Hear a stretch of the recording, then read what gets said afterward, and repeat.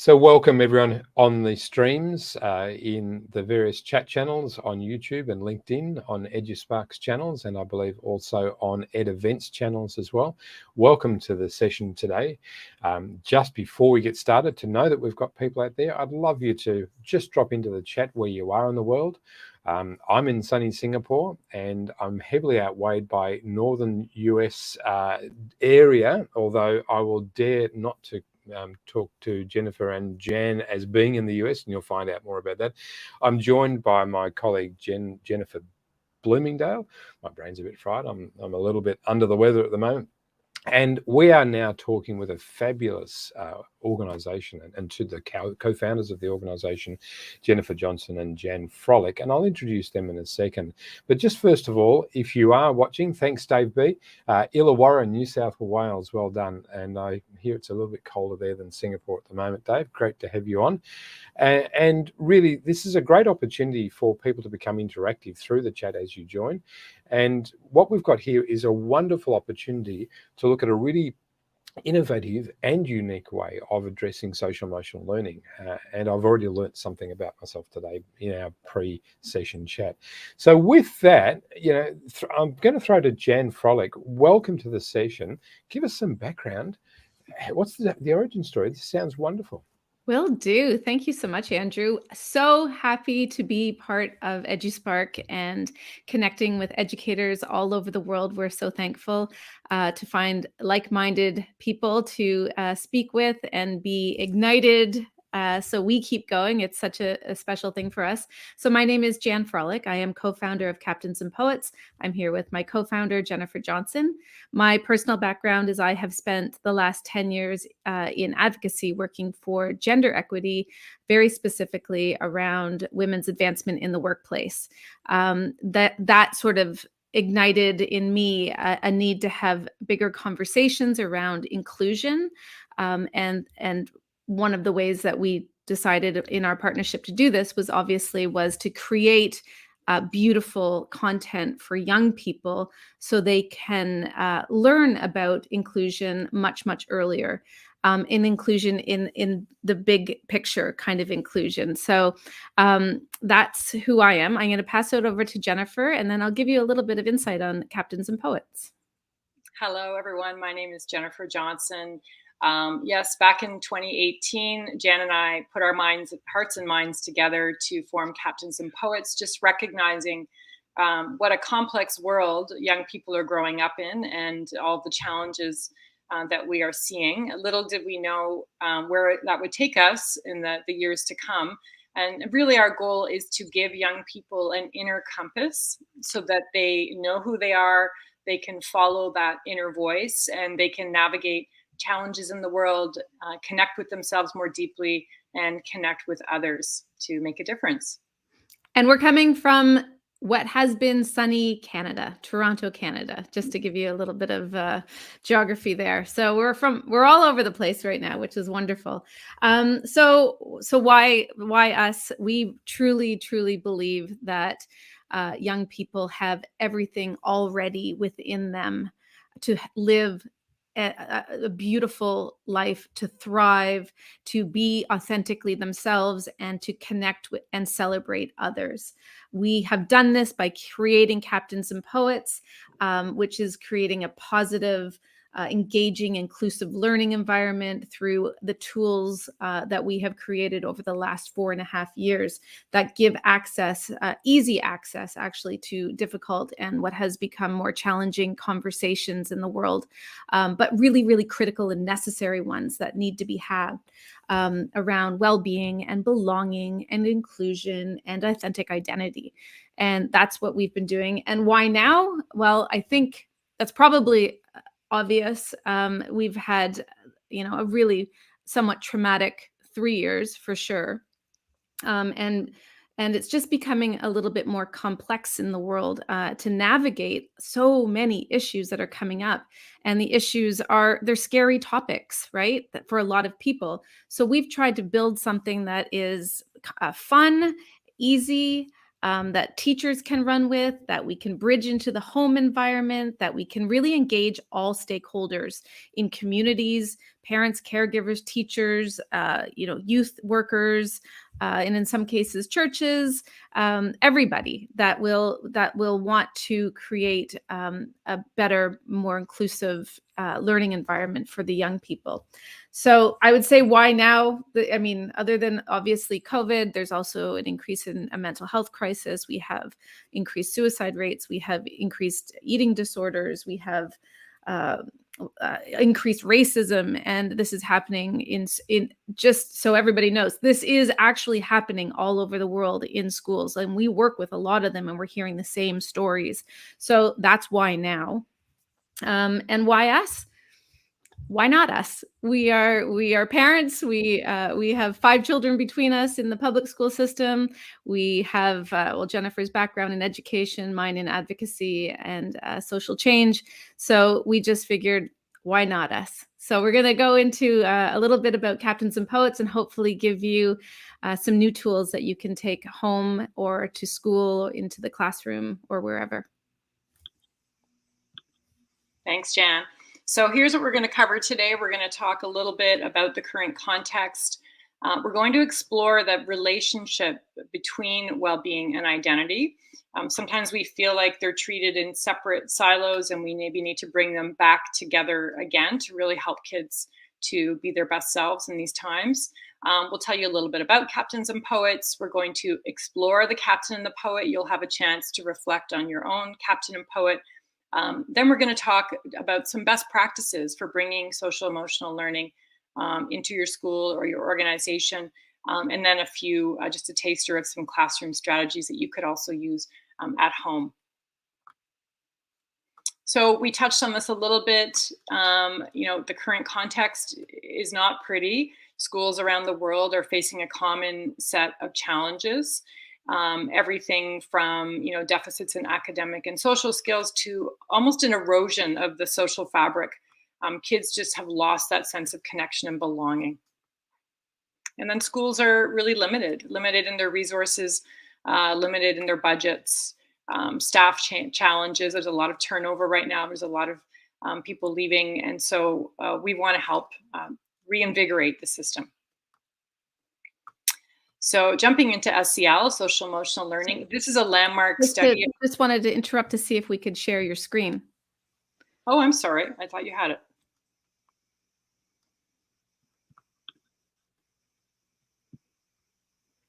Andrew, it says I am sharing.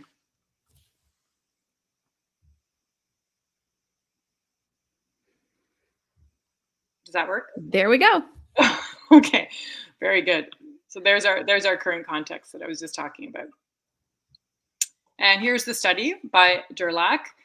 This is a landmark study that is often referenced, and it really suggests that done well, social emotional learning is really a key to student well-being, to academic performance, and that sense of inclusion, belonging as well.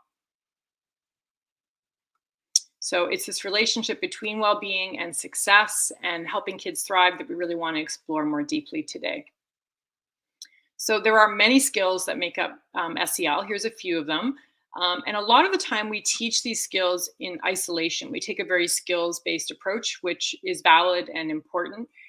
But at times it becomes a little bit problematic. So if we're trying to support a student or a child in becoming more resilient, for example, how do we do that without teaching problem solving at the same time, or without teaching self-compassion at the same time? So you can't, or you'll have limited effectiveness. The other piece is, we'll run a program for students in November on resilience, and it's in March that they're in a situation that they need to really draw on their sense of resilience. So we need to impart these concepts in ways that students really internalize them and can hold them with them. And that is our vision, that they have the captain and the poet kind of in their back pocket at any time, that they can use them their entire lives. And when we also look at this summary of SEL skills, and there are probably hundreds of them, it's a lot to ask teachers to take on top of the curriculum, etc. So one of the things we're trying to do is really introduce a simple language that addresses the whole child, because when we start to see students as whole people and not just, there to learn a specific subject, but they're bringing a lot of things. They're bringing their emotions. They're bringing what's going on in their lives. They're bringing their lived experience. They're bringing their perception of the world, their perception of themselves. And we want to really harness that to help bring the curriculum to life and to make classrooms more inclusive, more positive places. So, we look at this list of outcomes. I think these are ones that we're all striving for in schools and organizations in our own lives. And we often treat well-being and inclusion initiatives, or mental health and well-being and diversity, equity, inclusion initiatives, we often treat them separately. But the truth is that they are inextricably linked. Because if you think about it, just in day-to-day life, we know firsthand that when we're feeling good about ourselves, if we're having a good day, we're more likely to put ourselves out there, to try something new, to join a club, and to gain experiences that then inform us of who we are and what we're good at and what we enjoy. Similarly, when young people or people in general have a clear sense of identity, they really understand who they are in the world, they're going to be more resilient and they're going to have a healthier sense of well-being. So they both intersect, and really the intersecting point is connection. So it's about connection to self, connection to others, and connection to the world around us.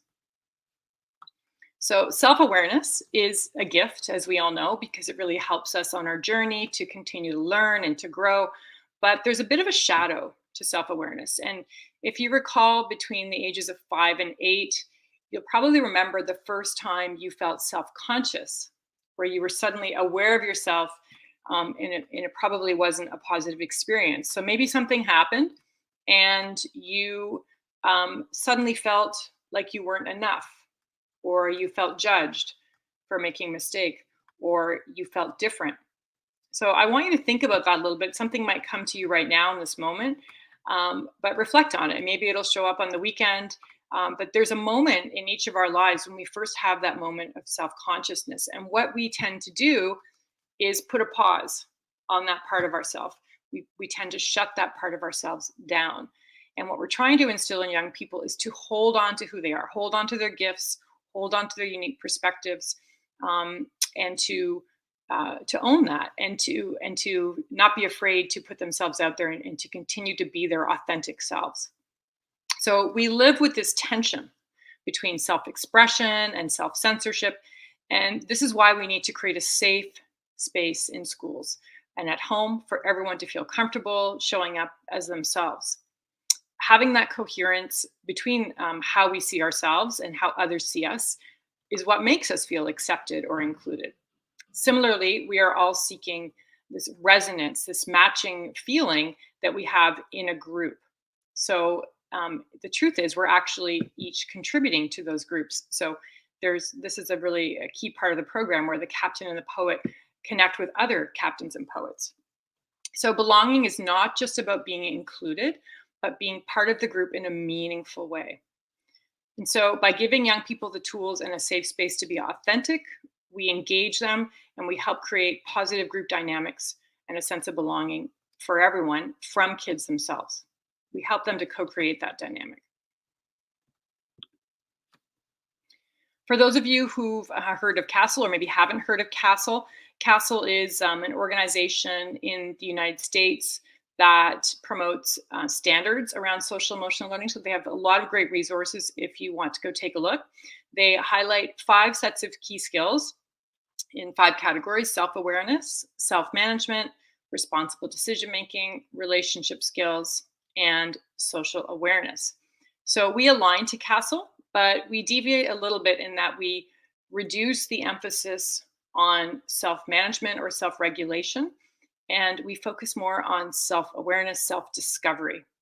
So really fueling young people's journey to, learning all the skills they need to learn and to being their best selves. And really, there are so many skills to cover. So sometimes in SEL, I feel like we can't see the forest for the trees. And really what we're trying to do is distill this down using the captain and the poet to some fundamental questions like, who am I? How do I fit in? Who am I being? And who do I want to be? So let's dive in on Captains and Poets. Jan, if you want to share a little bit about what we're doing. So said a little bit earlier, and that we were trying to really build solutions for everybody. And everybody's a whole lot of people, let me tell you. So we have built out K-12 curriculums. So we're getting all the young people between the ages of 5 and 18. And then we decided, oh, well, you know what? Camps are really, they need our leadership programs. And we've built out all these beautiful workshops for camps. And then books and resources in order to bridge the home environment. So the onus isn't entirely on teachers, and that the conversations can be had in the home with caregivers. And then we decided that keynotes was another thing that we definitely could deliver, because we have a lot of knowledge between the two of us. Actually, our team is huge, a lot of knowledge between a lot of us. And of course, we do customized programming, because we really love building bespoke programs because every school is different. Every home is different. Everybody's different, as you know. So it's really about building to the pain points and the challenges that individuals are having. And we do that really, really well. Thanks, Jan. And just to give you a little background on the research underpinning our program, we've distilled key concepts from 3 main areas of research. And what we're really doing is we're trying to tap into young people's intrinsic desire to connect, and we're encouraging a growth mindset, and we're supporting kids in self-actualizing. Dr. Dan Siegel, you may have heard of him, is a pioneer in interpersonal neurobiology. And what he studies and shows is that we are actually wired for connection, that our notion of self, of who we are, is a direct interplay between our brains and the environment around us, and the feedback that's going back and forth that I referenced earlier. Dr. Martin Seligman is the father of positive psychology. So we touch on social psychology, cognitive psychology, and largely positive psychology. And the nice thing about positive psychology is that it doesn't look at what is wrong with us, it looks at what is right with us. So it's a strengths-based approach, and it's really empowering for kids. And then finally, mindfulness, as you know, is a growing movement. And what we're really talking about here is mindfulness on the part of teachers and students to create mindful classrooms. So not so much, talking about, meditation or things like that, but really creating an environment where everyone is very self-aware and creating that classroom environment together. So the Captain and the Poet can distill all of this down and a lot of these key concepts to make it simple and accessible. So these are the pillars that we focus on, and we really believe by enabling young people to accept the parts of themselves that are human and giving them that permission, that really is going to give them the opportunity to navigate the challenges in front of them. And, not to be so hard on themselves. I think so many kids today are ridden with anxiety and depression and just feeling overwhelmed, and really sending them the message that we're all human. And I think also to connect with others, we need to connect with ourselves first. And connecting with others obviously is a big part of well-being, a big contributor to well-being. And for example, here, we have to learn how to be self-compassionate, to have compassion towards ourselves in order to really be compassionate towards others and the ways we have the potential to be. So it's important just to kids understand themselves, they understand this human experience, and that everybody goes through these things. Everybody has a captain and poet they can draw on. They can then start to see that in others. So we start to give young people permission to embrace and connect with everything going on instead of pushing it aside, which can obviously lead to more serious issues down the road. We also believe or promote that self-awareness really is the foundation of self-leadership. And self-leadership is how you're showing up in the moment. So being aware, aware of what's going on inside of you, being aware of what's going on with others, being aware of what's needed in that situation and the appropriate way to respond to contribute to positive outcomes. And that self-leadership is actually the foundation of effective leadership in the world. So we see some really powerful transformation in young people when they engage in our leadership workshops, because they start to recognize that they don't have to try and be like that other leader over there, or the leader with the big booming voice, or even the title to lead. They just need to be their most authentic self and to bring that forward, because they naturally have contributions to make. So I think we all maybe gathered, we're using these archetypes. And if you don't know what archetypes are, they're essentially, like Freud talked about them, Jung talked about them, and Joseph Campbell talked about them. And they're essentially sets of characteristics that are fairly universal in human nature. So like king, mother, hero, victim. Across cultures, we all understand what those archetypes are. But the beautiful thing about archetypes is that we actually internalize them. So we embody them, we express them on an individual level. So my captain is a little different than your captain. My poet is a little different than your poet. So say, for example, my captain is bold on the average day. Yours might be adventurous. My poet is creative on the average day. Yours might be empathetic. And we're going to run through some traits here so you can learn more about them. But it's this beautiful language where students, that does contribute to well-being, because students can say, my poet is having a bad day. And there's no shame. It doesn't matter your gender, if everybody has one, everybody has these experiences. Or they can say, my captain is feeling unmotivated, and you can start to get access to what's going on and to have important conversations. We have on our website, we have a beautiful dinner conversations worksheet that you can use at home. So you can watch the video and you can have a conversation with your kids about their captain and poet and their day and how they can use them to navigate everything going on.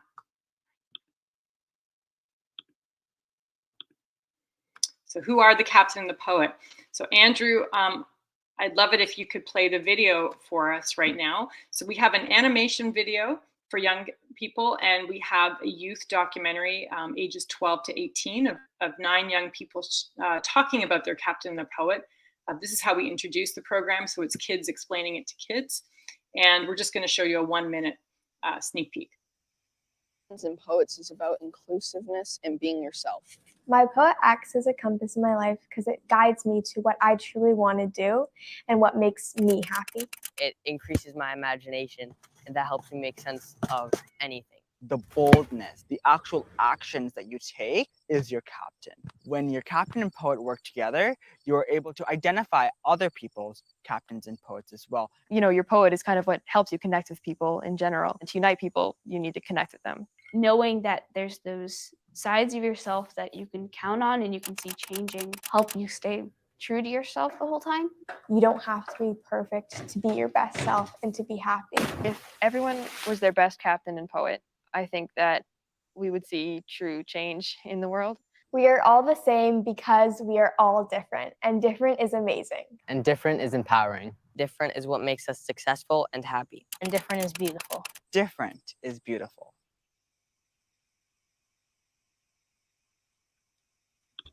Thank you. So, just to recap, we are really living in unprecedented times, and you saw how inspiring those young people are.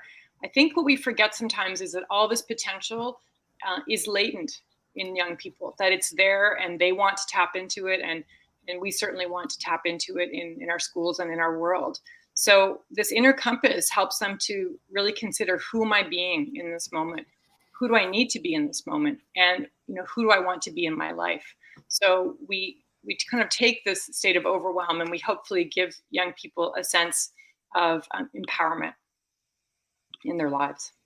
Excellent. And Jennifer, if you want to share your PowerPoint again, and we can ask anybody if you have any questions so far, just to put it in the chat, and we'll be happy to answer them along the way. I can bring that PowerPoint up for you. I'll do that for you. Did you want to share this other video later? We'll do it later. That's okay. Yeah. Cool. So okay. So let's talk about. Am I up now? Yes, I am. Okay, great. Yeah. Let's talk about the captain and the poet. And we've got a list of traits here so that you can reflect on your captain and poet. You don't have to put in this list. These are just some prompts. But the captain is the doer in you. The captain is a part of you that takes charge, that goes out into the world, that makes decisions, that gains confidence through experience, and is perhaps adventurous and bold. And we're going to give you a couple of examples of these in a moment. The poet is everything stirring inside of you. So the poet is your emotions, it's your your dreams, your imagination, your values, your aspirations, maybe your intuition. So you can imagine, like the captain and the poet, they do show up differently in each of us. But the fundamental message that we're sending is that they're better together. So when your captain and your poet are working together, that's how you become your best self. So the captain nudges the poet and says, put up your hand, share that idea, go after that dream, be more self-expressed. And then the poet is guiding the captain. So guiding the captain's actions from that place of self-awareness, awareness of the other captains and poets around you, and your values and what's important to you. So for a moment, I'd love it if you would just reflect. If you want to put something in the chat, that would be wonderful. But what do you think would have been different for you if you had received this message when you were younger? Adults say this to us all the time. Even teenagers will say, wow, I wish I had known about this with everything I was going through and all the decisions I've made. Just to put that lens of who am I and being authentic in the world on things. So you might have, for example, been less shy. You might have gone for that part in the school play, which you didn't. You might have kept wearing purple when people made fun of your purple shoes. You might have expressed your opinions more. And I think as adults, we can also reflect on different crossroads in our lives. So they could be relationships, career choices, etc. And just think for a moment, where was your captain? Where was your poet? How engaged were each of them? Was one of them sort of, had they stepped aside for a while and that led to some challenges and you had to complain? So it's a wonderful exercise just to put that captain and poet lens on how we're living our lives. So now we're going to have some fun. We're going to take a couple of examples, anybody who's willing to share, and I might put Andrew and Jen on the spot, but we're going to characterize your captain and poet and then talk about how they actually work together. So Andrew or Jen, would you like to share about your captain and your poet? I'll give you the prompts so you can see. I'm happy to jump in first. Knowing Jen well, she'll be happier if is that true, Jen? Yes. Beautiful. It's not that I'm trying to be dominant anyway. It's just, yeah, I'm happy to jump in first. So what would you like? Would you like me to identify? Yeah. Do you have a sense of your main captain trait? I mean, we all carry many, but we often lead with one of them. Probably the one, since we've been talking, the one that I'm referencing as you're speaking is the ability to lean into challenge. And for some reason, all of my life, I've had that, the oncoming train, I'll tend to stand up and approach and address, be that issues with people or a major issue with health. And so I've got that sense of, not all of the time, but most of the time, leaning into the challenge is probably the way I describe that. Definitely adventurous. Not assertive, though, interestingly. So one of the shadows that goes with this is sometimes, I don't know if this is more on the poet side, but sometimes I fall into people-pleasing more often than not. So, yeah, very interesting. Yeah. So you're direct, you're sort of like bring it on kind of person. And then what's your main poet trait? So I wouldn't...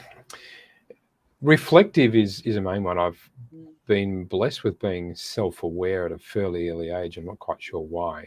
Some of the experiences, I grew up in music, and I see, in fact, a really lovely way of applying this in music groups, where you need the captain and you need the poet, definitely and I grew up in symphonic wind bands in Melbourne, Australia. I definitely have a sense of connecting empathically. But that's because I'm interested in other people, and I think empathy comes from knowing. And when you know yourself and know others, that's the action of empathy. And when they know that they're known, they feel empathized with. So for me, it's much more of those leaning into people type situations where, again, you can see that people-pleasing type role coming out, either in a positive or a negative sense. Definitely a dreamer. I was called a dreamer at a very early age, looking out the window. Yeah, so they'd be my main characters that I would draw out of that. Amazing, amazing. Jen, how about you? I would say, excuse me, the goal-oriented or focused captain. Mm-hmm. I think I can get very focused on where I'm going and what I'm working towards. And when it comes to the poet, I like to think I'm heart-centered, that I try to move from that place as I'm moving towards the goals and staying focused on making change or supporting change. So those are the two that stuck out to me. Beautiful. Okay, so now we're going to talk about what we call your 1 + 1 = 3 combination. So when you put your captain trait and your poet trait together, it yields something bigger.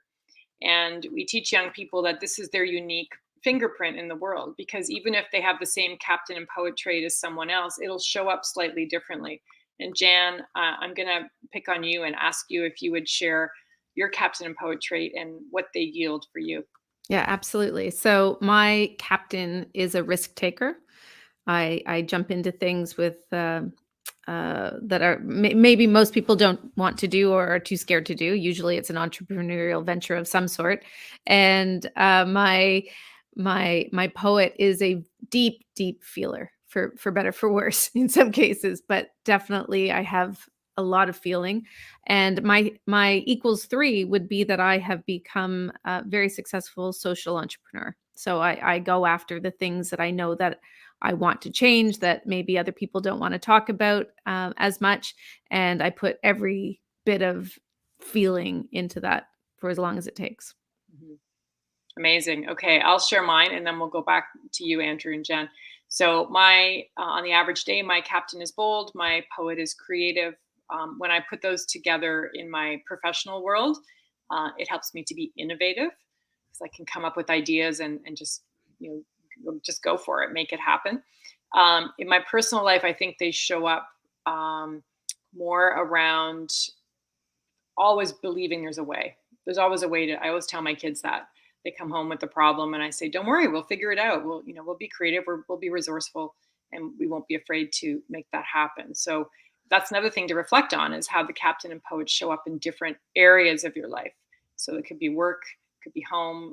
For students, it could be in the classroom versus, on the soccer field. Like different aspects of them will come out, and we can teach them to build on those strengths and transfer them to other areas of their life as well.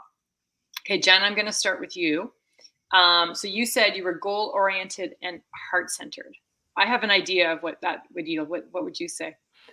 I wasn't sure, but what comes to mind is that when I'm creating something or talking to educators, I'm always trying to come from that place of understanding and curiosity.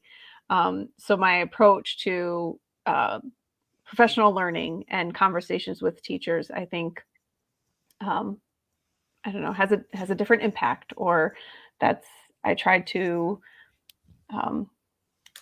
support them in finding what excites them. And I feed off that. And I think maybe a little bit of those things support that. Oh, I love that. Maybe. Yeah, I was going to say it probably makes you a change maker, right? Because you're goal-oriented and you're heart-centered. So you work on things that are important to you and probably to others as well. That's great. Okay, Andrew, bring us home with yours. A really interesting reflection that I've not had before, that leaning into challenge combined with that sort of empathic connection really comes to the fore in my coaching. And that means I develop strong connections with people, but I can actually call out the things that are uncomfortable. And that's often where I get those moments of insight with people.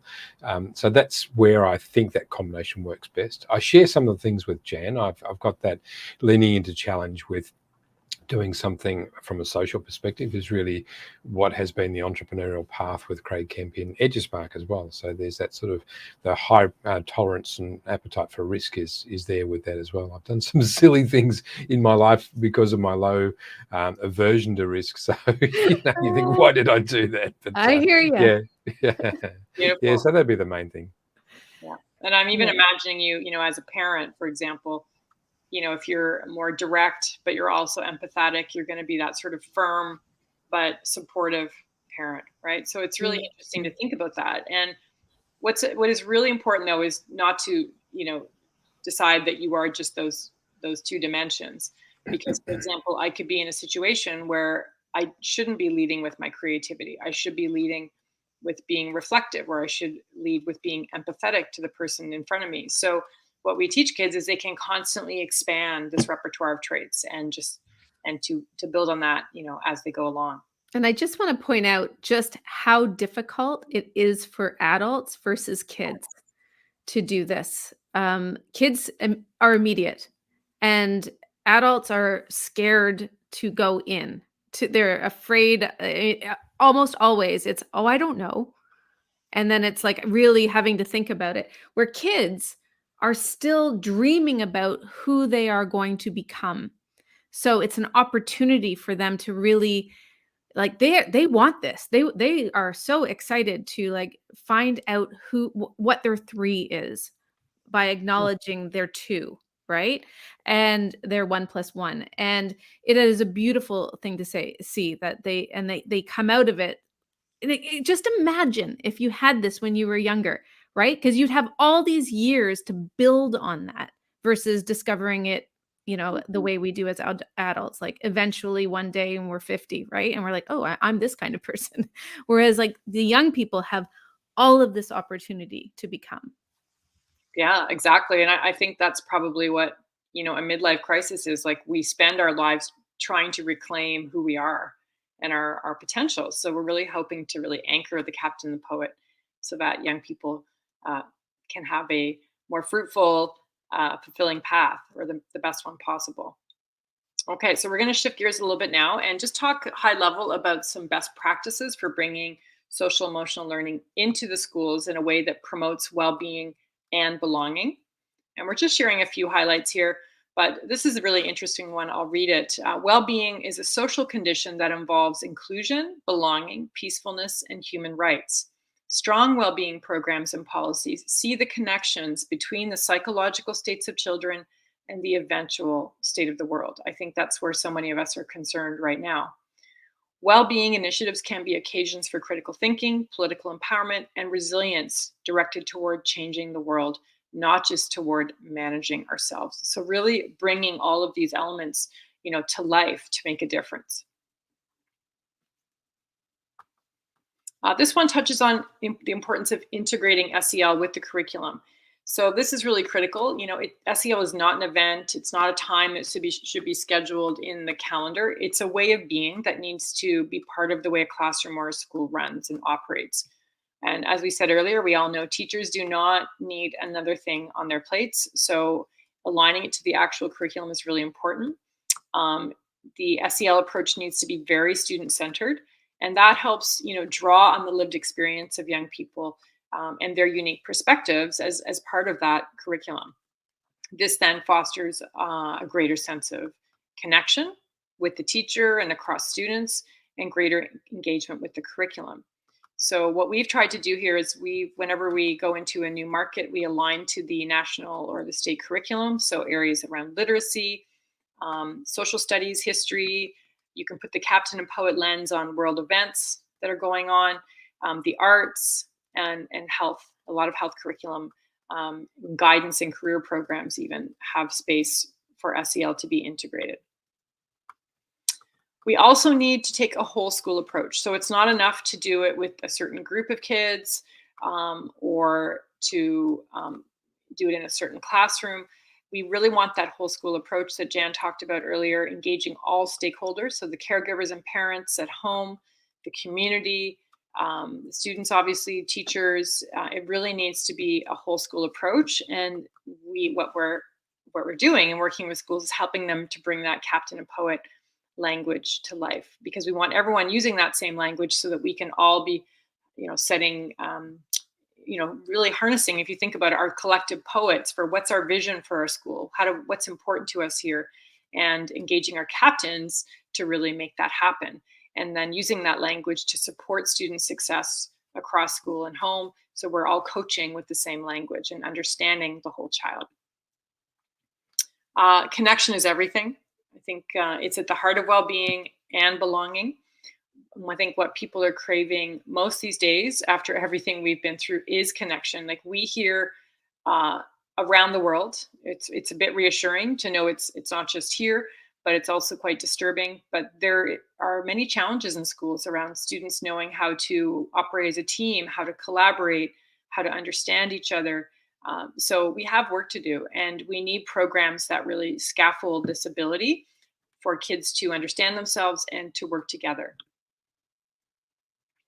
Andrew, I'd love it if you could bring up, we're going to show you a couple of examples of captains and poets and how it can be brought to life in the classroom. And the first one is a video of a boy in grade 3.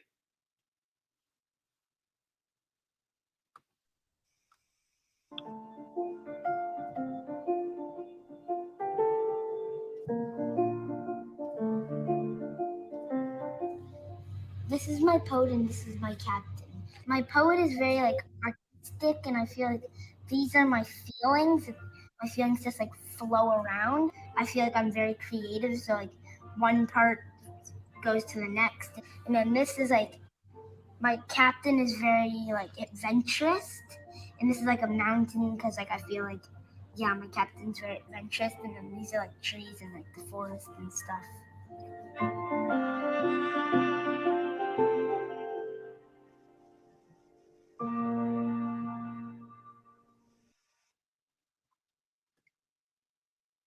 Thank you. Am I sharing again? Yep. Okay, great. So you can see we can do this at a very young age. We can do this obviously with teenagers, getting them talking about their captains and poets. This poetry slam here on the right is an example of something that happened with some teens at a camp last summer in Pennsylvania, a camp for underserved youth. And it was incredible. It was transformational. They were introduced to the captain and poet the night they arrived. They were given journals that they could work from all week. And the captain and poet theme sort of bubbled up. And at the end, they all shared a bit of a culminating event. So they all did like a talk, or they declared their captain and poet, or they did a dance.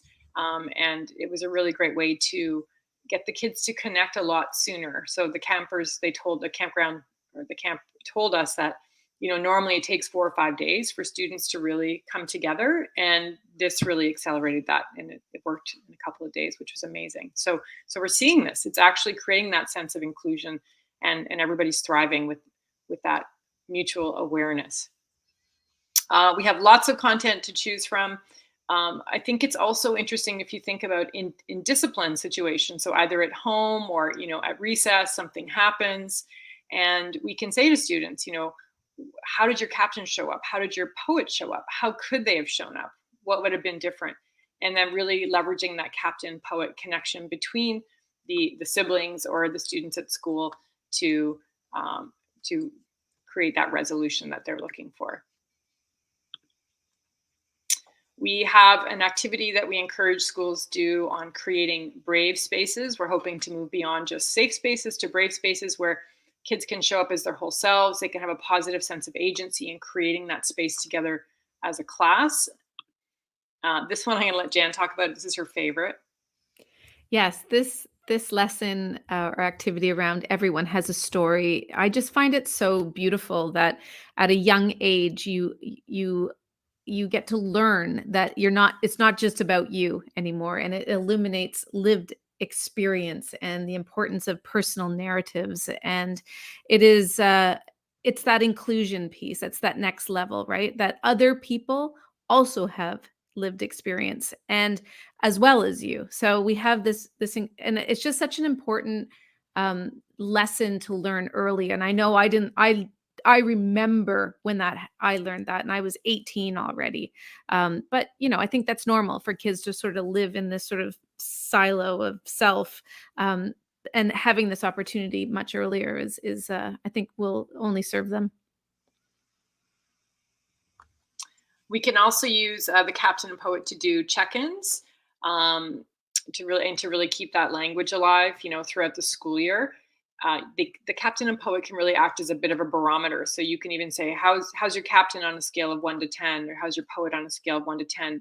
Younger children, they can create puppets, and they can talk with their captain and their poet puppet. And it's giving this language really gives young people permission to acknowledge what's going on inside. And a lot of the time, those are the things that are inhibiting them from engaging with the class around them, engaging with their peers, having that sense of belonging, and even, you know, having the ability to learn when you're distracted by what's going on emotionally. The Captain and Poet are great tools for positive reinforcement, and really to give young people, to coach them and give them a positive sense of agency. And I think recognizing really openly that sometimes things are hard and sometimes we feel vulnerable, but you have this Captain and the Poet to help you impact yourself in the world in positive ways.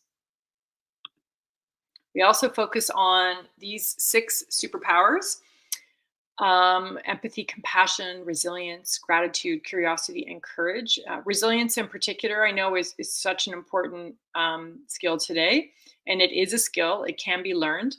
How we handle challenges in life also has a direct impact on our well-being, as well as our identity and how we see ourselves. So it's really important that we empower kids with tools to be more resilient and to draw on what's inside of them. Something that's important to note is that experience in life is a big contributor to resilience. But of course, young people don't have a lot of experience. So, you know, as adults, if something happens, we look at it as one event on the journey, one stop on the journey. But for young people, it can really have an impact and distort their worldview or their view of themselves. So, the other important thing to note is resilience is actually unique for each of us. So we each have a unique combination of strengths and personality traits and strategies that we each deploy to be resilient. So it's not cookie cutter. So it's really great if we can help young people understand what enables them to be resilient, and maybe learn from others as well, because resilience is a muscle that we can build. This is a fun art activity we do. We have them create a resilience shield, and we need to remind them that there's things in their life that do help them to, like, things like they give them comfort, things that give them confidence and remind them of who they are, things that fuel them and motivate them to move through difficult situations. We can also use the Captain and the Poet language to break down kind of the skills that make up resilience. So sometimes we just need to talk about the emotion. Sometimes we need to have self-compassion and acknowledge what we're going through, so we can tap into the poet. And then, you know, we need to draw on our captain. We need to take steps forward. We can also model these attributes for young people and say, see, I'm using my captain, I'm using my poet, and here's how I'm doing it. So we've just come to the end. We really hope that you're seeing some natural opportunities to foster well-being and belonging at home and in the classroom. And I think for me, whenever I get discouraged, I think, you know, we just need to remind ourselves, like, we're all human, and kids have an innate desire to be engaged, to feel connected, to have a positive sense of agency in the world, and to be more self-expressed. So I think really it's just our job to help them tap into it. We hope you got some great ideas to take away from today. That's absolutely fabulous. And my brain is just in the state that it's in, as you probably hear, is not optimal, but it's just spinning with lots of collaborative and connecting thoughts. For me, a really huge piece that adults miss is the emotional literacy piece. We've not taught adults to be able to express emotions. And I've coached and worked with many people who cannot or don't have the capacity to, with the language or the ability to share emotions. And the neuroscience behind affect labeling and saying, I feel like this right now, that modulates down any reaction. That's neuroscience based. So it moderates down the regulation of the emotions that are not being helpful. So emotions are tremendously helpful, and even when they're negative, they can be helpful at times. So, but that's something that really fascinates me, is the building of emotional literacy at a very early age, and that just powers the self-awareness muscle tremendously. What are some of the do you have a key story, or do you have one? I know the young lad before was just amazing, the language he was using as a grade 3.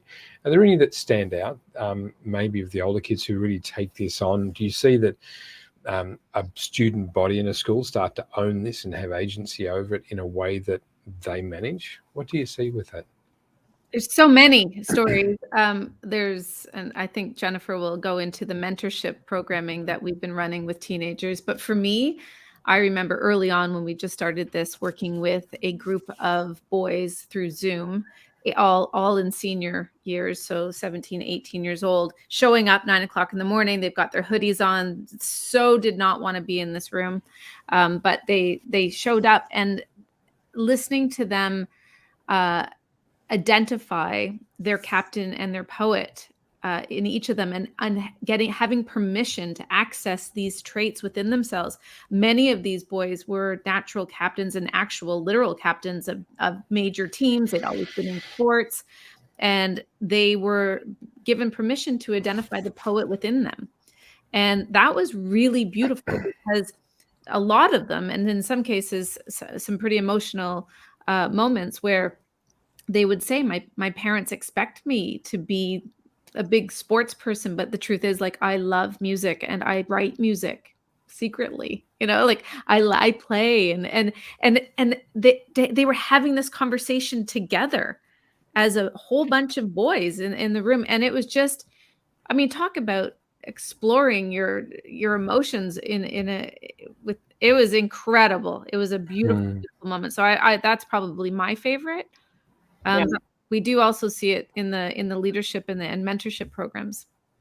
Yeah, and just building on what Jan said, those students that day, by the end of it, they were recognizing how they had shut parts of themselves down, and how when they do that, it actually inhibits their ability not just to be their best self, but to serve others. And just recognizing that when they bring their whole self to the table, that's how they have an impact in the world. That's right. By the end, they were giving advice to, students a few years younger on how not to do that, and why not to, and just to stay your path. Don't focus so much on how the world sees you, but really come at it from who you are inside.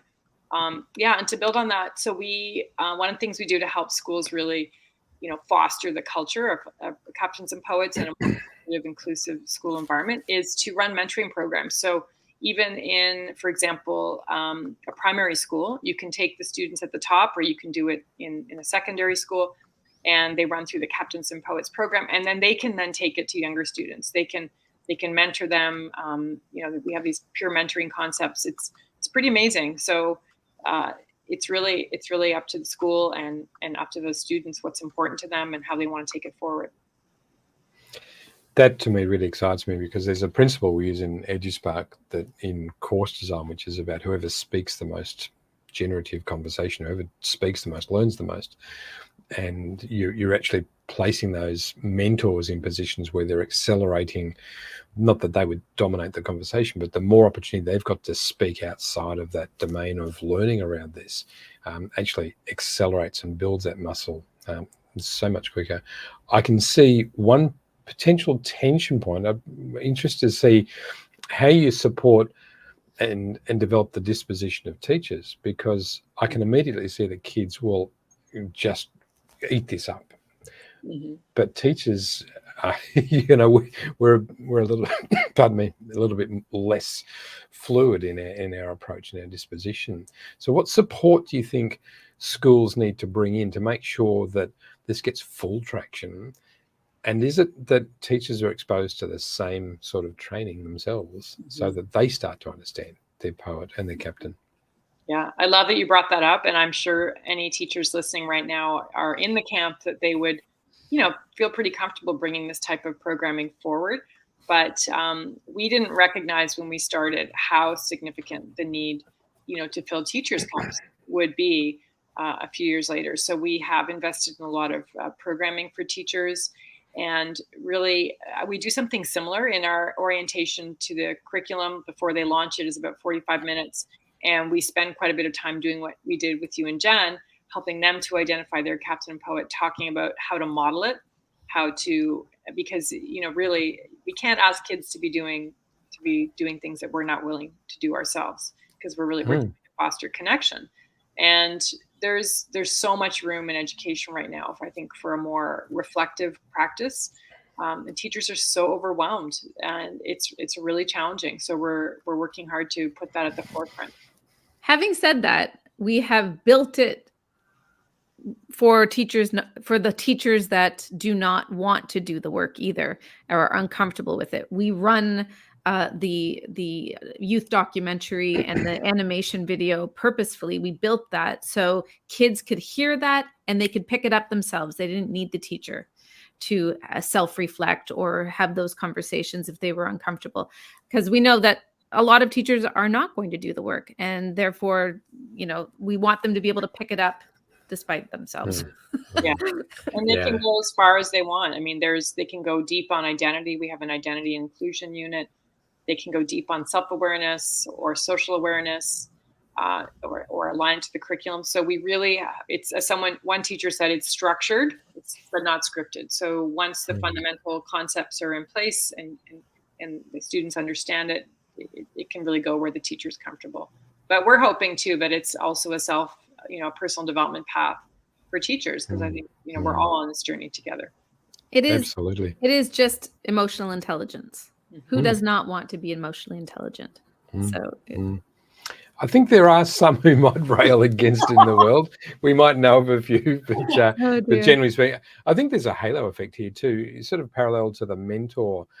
When you're delivering as a mentor, as a coach to others, you always grow yourself more, and there must be a halo effect of teachers delivering this, where they're starting to form a different maybe disposition internally that will emerge at some later point. So yeah, next steps, I know that we're working together to build a program that will support teachers to deliver this, and that's really exciting for us, and we'll let our community know this. How can people connect and contact you? What are the next steps you'd suggest from here, from people who are interested in watching?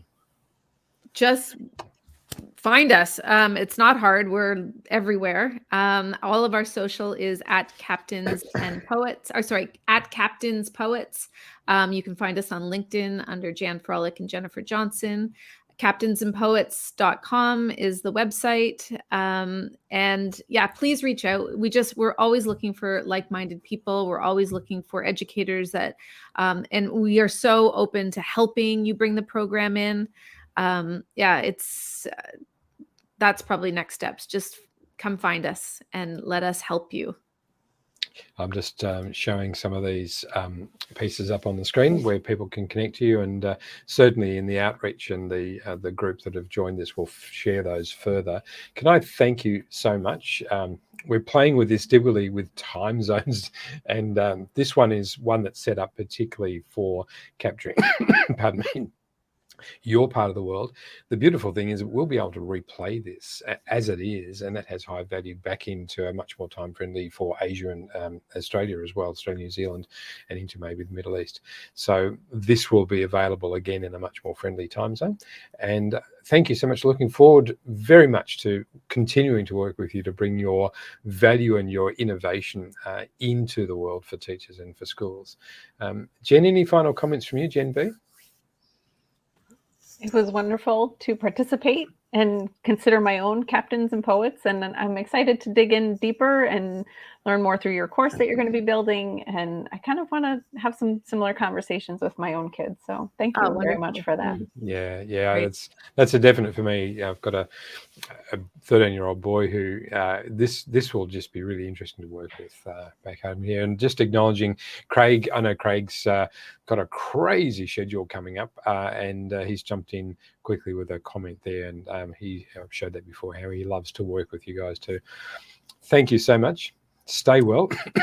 Thank you. I'll be in touch with you both, obviously, as Jen will. And thank you again for your time and your expertise and your care to bring the world into a better place through this beautiful work of yours. So I hope that's been of value for those who are watching. I know it's been value for myself and Jen B. So thank you, and looking forward to seeing more collaboration with you as we go forward. Us too. Thank you so much for sharing your platform. Thank you very much. Bye all.